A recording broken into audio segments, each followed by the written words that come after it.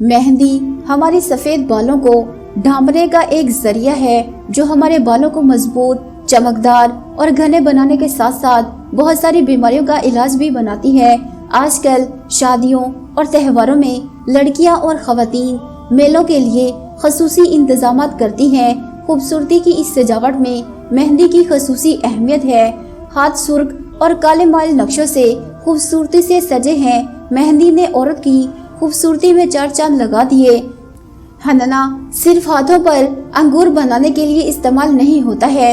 ये एक कुदरती पौधा है जिसके पत्ते, फूल और बीज बहुत सी खूबियां रखते हैं।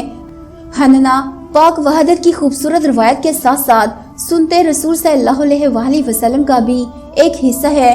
हजरत मोहम्मद सल्लल्लाहु अलैहि वसल्लम ने मेहंदी के इस्तेमाल का तरीका बयान किया। साइंस ने इस पर तहकीक की और मेहंदी के फवाइद का पता चला।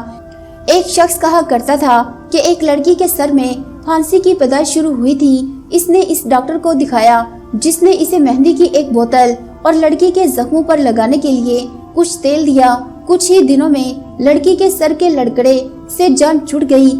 अगर आप में कुछ ऐसा है तो मेहंदी का इस्तेमाल करें। इब्ने माजा की रवायत के मुताबिक हजरत मोहम्मद सल्लल्लाहु अलैहि वसल्लम को सर में दर्द होता था तो आप अपने सर पर मेहंदी लगाते थे और कहते थे सर दर्द के लिए खुदा के हुक्म से फायदा होता है।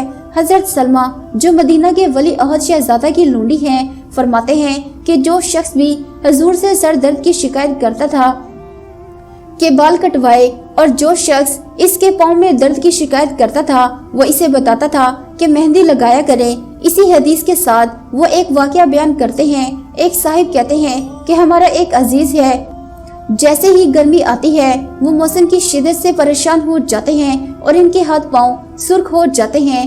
एक दिन जब वो हमारी तरफ तशरीफ लाए तो इनकी एड़ी को मैंने गौर से देखा। तलवे इस कदर खुश्क हैं कि दूर से देखकर ये अजीब लगता है। आते ही उन्होंने ठंडे पानी से पाँव धोए और पंखे के करीब बैठ गए। हमारी नौकरानी ने इस वक्त मेहंदी पहन रखी थी। मैंने कहा मेहंदी से इसका इलाज करो। पाँव के दोनों तलवों पर मेहंदी की एक मोटी परत लगाई।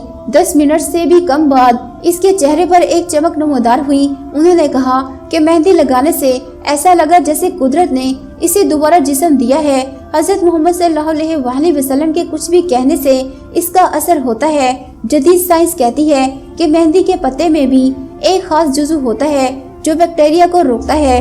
हजरत उम्मे आयशा सिद्दीक़ा रज़ियल्लाहु तआला अन्हा से रवायत है कि इस औरत ने पर्दे के पीछे हजरत मोहम्मद सल्लल्लाहु अलैहि वसल्लम की तरफ अपना हाथ बढ़ाया और खत या कागज के एक टुकड़े के हवाले करने के लिए अपना मुबारक हाथ वापस ले लिया। इसने नहीं लिया। इसने कहा मुझे नहीं मालूम कि हाथ किसी औरत का है या मर्द का। इसने कहा मैं एक औरत हूँ। औरत के लिए मेहंदी और किसी दूसरे जिस्मानी जिस्म से हाथ रोकना मकरूह है। औरत के लिए मेहंदी और किसी दूसरे जिस्मानी जिस्म से हाथ रखना मकरूह है।